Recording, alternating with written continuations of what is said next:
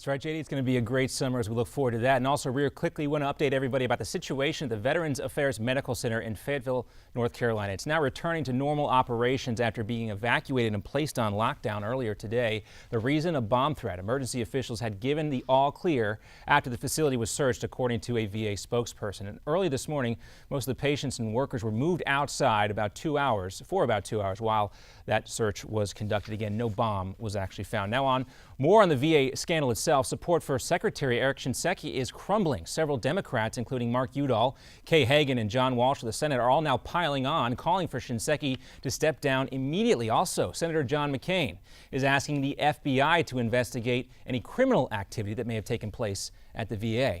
That request comes after a new investigation by the Inspector General's office that confirms wait lists and delays are rampant throughout the entire agency. While the Department of Veterans Affairs said that vets wait an average of 24 days, this report actually shows that they waited more like 115 days. At a news conference yesterday, John McCain said these are not isolated incidents, and he believes criminal activity has happened already inside the VA. I believe that this issue has reached a level that requires the Justice Department involvement. These allegations are not just administrative problems. These are criminal problems. We need the FBI and the Department of Justice to be involved in this investigation. Now, as Shinseki refuses to step down right away, McCain said President Obama needs to fire him right away. A growing number of Democrats, as we told you about, are also asking Shinseki to step down. And there were also some fireworks last night during a late-night meeting of the House Veteran Affairs Committee. And Newsmax TV's Francesca Page has more on that. That's right, John. Chairman of the House of Veterans Affairs held a hearing late on Wednesday to get some answers on the growing scandals surrounding the veterans' health care. This comes as the Department of Veterans Affairs internal watchdog says veterans at the Phoenix VA hospital waited on average 115 days for their first medical appointment. That's 91 days, on average longer than the hospital had reported. Veterans' health is at stake, and I will not stand for a department cover-up. An interim report by the Inspector General says investigators have substantiated serious conditions at the hospital, including 1,700 veterans who were waiting for medical care but were not on an official waiting list. We expect accountability and full accountability for every failure that has harmed a veteran and for every individual who perpetrated such harm. A report yesterday says 84% of veterans at Phoenix waited more than the agency target of 14 days for an appointment. All right, Francesca, thanks for that. And we'll check in with you again for more on the VA scandal. Also making news yesterday, Senator Orrin Hatch says gay marriage is the future and one day will be the law of the land. His comments come after a U.S. District Court overturned Utah's voter-approved definition of marriage. Utah voters recently defined marriage as being that between a man and a woman, but Hatch isn't entirely surprised. The former chairman of the Senate Judiciary Committee believes the Supreme Court will take a gay marriage case by 2015. He appeared on a radio talk show yesterday and said that people who can't see what's happening aren't living in the real world. Although the Republican senator believes gay marriage is here to stay, he does have some reservations, of course, specifically how the judge handled that case. The Republican senator's main concern is whether judges should be able to tell states how to handle issues such as marriage. And is he a traitor or a patriot? Former National Security Agency contractor Edward Snowden slammed by top U.S. government officials for leaking details of a classified government surveillance program. He defended his decision in his first broadcast interview, and here's a clip.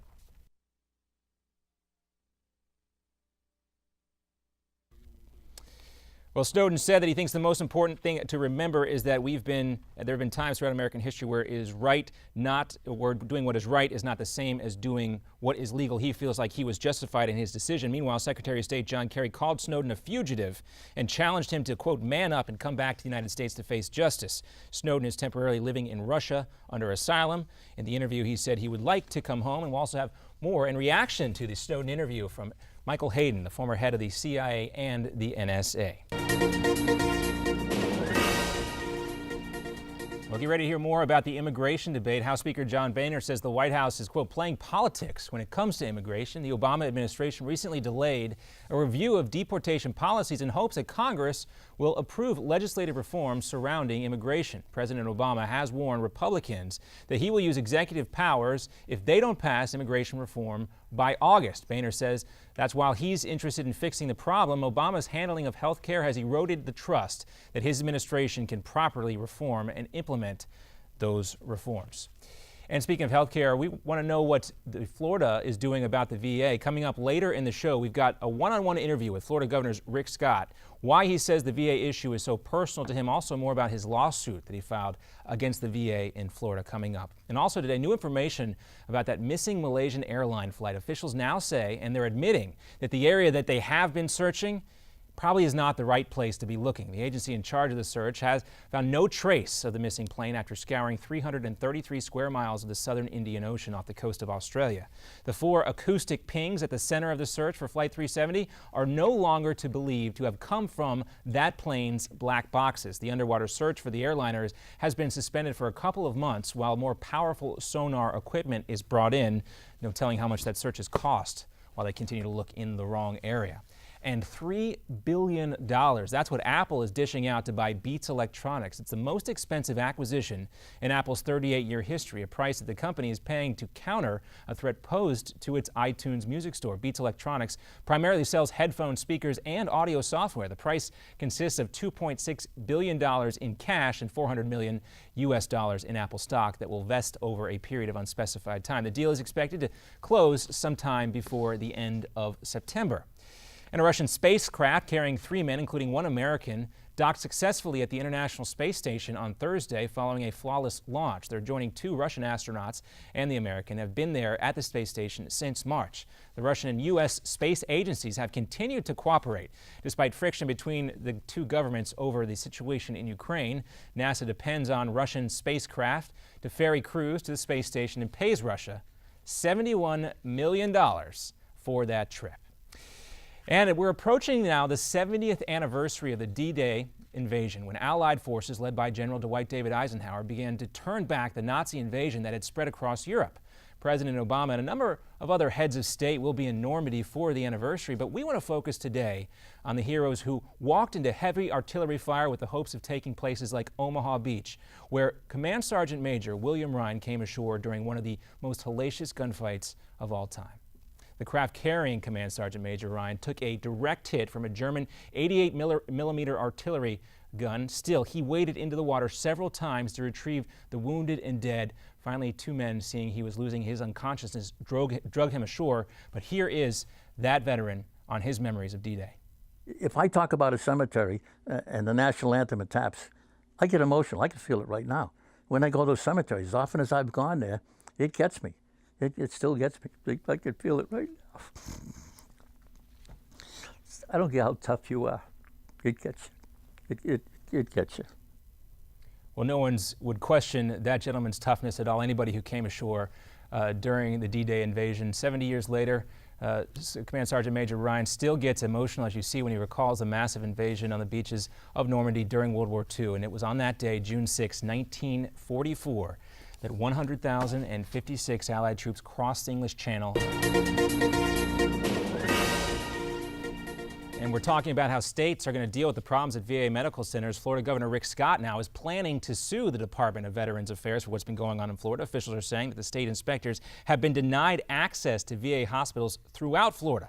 Governor Scott said that Florida is committed to being the most veteran-friendly state in America. Scott is also a Navy vet, and he talked to Newsmax about his father, a veteran of the 82nd Airborne Division, and why Governor Scott is so personally concerned about the VA issue. I think of my dad when he was sick. I want him to get good care. I think about my friends I served in the Navy with. I want them to get good care.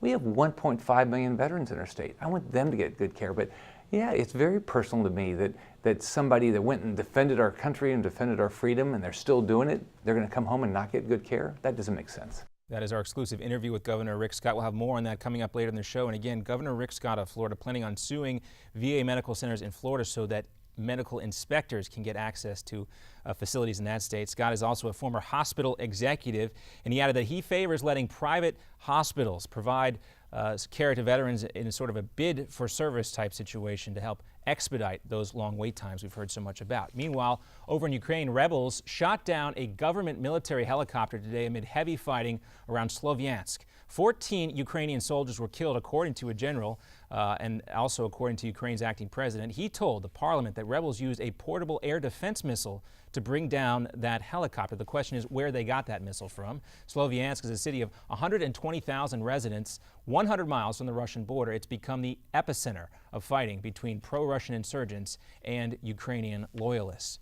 And is he a traitor or patriot, system analyst, or is he a spy? What is Edward Snowden? We hope to learn more about that in the interview with NBC News last night. We didn't learn a whole lot that we didn't already know. Snowden defended his decision to leak documents, which included classified surveillance programs. Snowden faces espionage charges here in the United States, but he's temporarily receiving asylum in Russia. But he stressed that he has zero ties with the Russian government. Also, he's denied providing any information to the Russian government while he's been living in that country.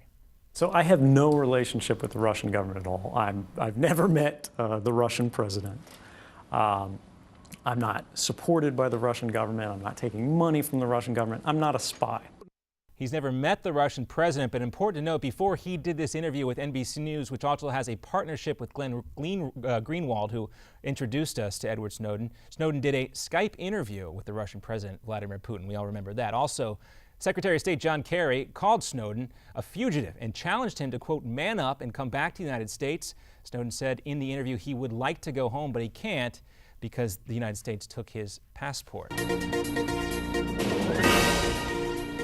And happening right now, Secretary of Homeland Security Jay Johnson testifying on Capitol Hill. He wants an internal review of the Obama administration's plan to release some illegal immigrants. Johnson says he wants a, quote, deeper understanding of the releases, in which include some illegals convicted of murder and sex assault being released. Johnson testifying in front of Congress today. He's making it clear that he is committed to enforcing our immigration laws, those are his words, in a manner that best promotes and ensures national security, public safety, and border security. But Republicans feel that Homeland Security has already overstepped its limits by declining to go after some of those same illegal immigrants.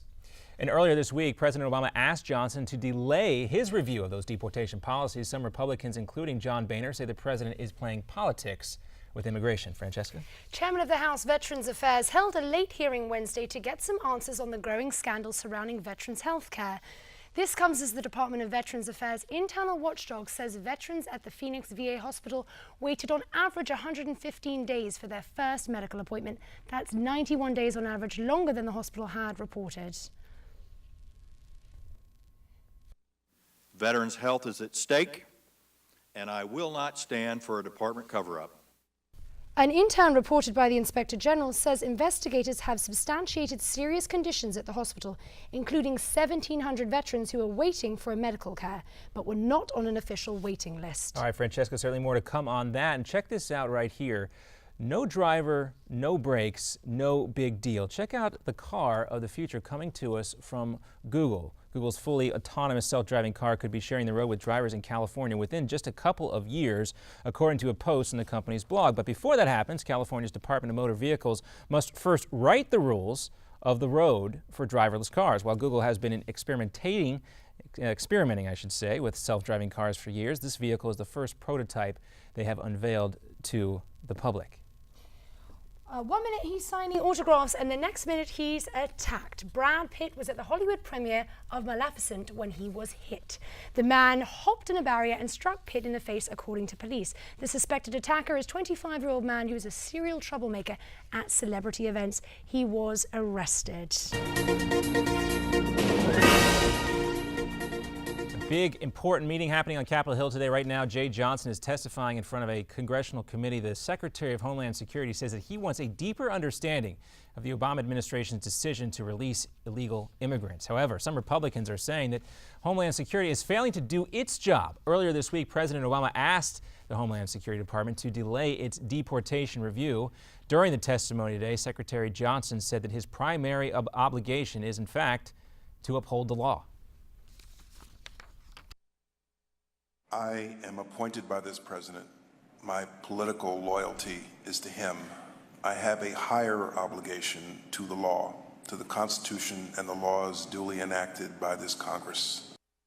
Johnson looks a little annoyed there by the line of questioning. We'll have more on that coming up today and tomorrow as well on America's Forum. Also happening at the White House today, athletes, parents, and coaches and experts, as well as military service members, are spending the day at the White House. They're talking to President Obama about ways to reduce concussions in football and other sports. The president hosts the White House Healthy Kids and Safe Sports Concussion Summit.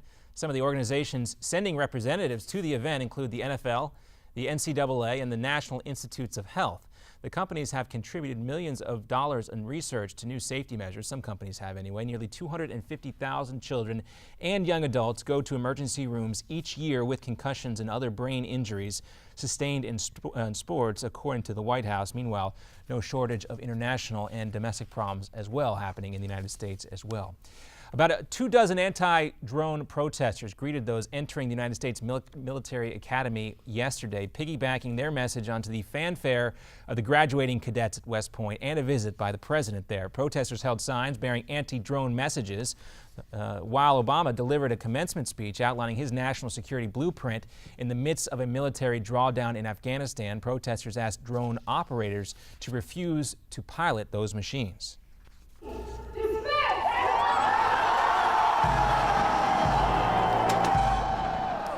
Well, there you see some enthusiasm from the cadets there during the graduation ceremony yesterday. With combat in Afghanistan winding down, members of the U.S. Military Academy's class of 2014 insist they're equally prepared for the alliance-building future outlined by President Obama during their graduation ceremony yesterday. The president did tell the 1,000 graduating cadets that that they were the first West Point class since 9/11 that will not be sent into combat missions in Iraq and Afghanistan. We heard the cheers as they graduated there, but not nearly as enthusiastic during the president's address.